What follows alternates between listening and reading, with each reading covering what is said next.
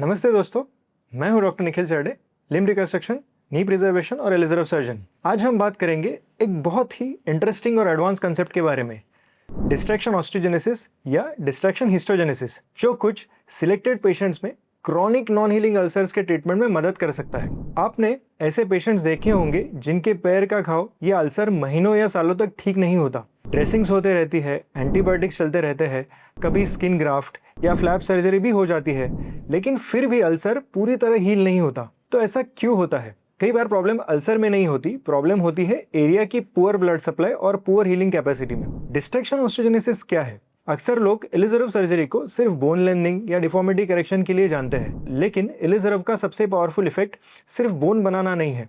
जब हम बोन को धीरे धीरे डिस्ट्रैक्ट करते हैं तो बॉडी सिर्फ नई बोन नहीं बनाता, साथ में बनती है नई ब्लड वेसल्स, नए soft tissues, better blood circulation, growth factors और स्टेम सेल एक्टिविटी।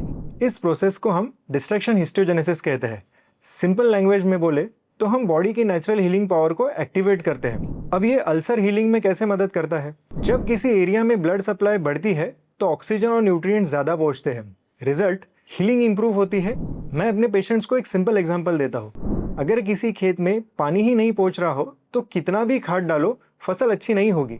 वैसे ही अगर ब्लड सप्लाई कम हो तो सिर्फ ड्रेसिंग या मेडिसिन से अल्सर हील होना मुश्किल हो सकता है। डिस्ट्रैक्शन हिस्टोजेनेसिस उस एरिया की बायोलॉजिकल एक्टिविटी और सर्कुलेशन को इंप्रूव करने का प्रयास करता है। ट्रेडिशनल एलिजरव टेक्निक में ये प्रोसीजर एलिजरव फ्रेम की मदद से किया जाता है। टीबिया में एक छोटा सा कॉर्टिकोटोमी किया जाता है और फिर प्लांट प्रोटोकॉल के हिसाब से ग्रेजुअल डिस्ट्रैक्शन शुरू किया जाता है। धीरे धीरे बॉडी रिस्पॉन्स देती है और नए ब्लड वेसल्स डेवलप होने लगते हैं। इस प्रिंसिपल पर दुनिया भर में कई पेशेंट्स का ट्रीटमेंट किया गया है। एलिवेट टेक्निक क्या है?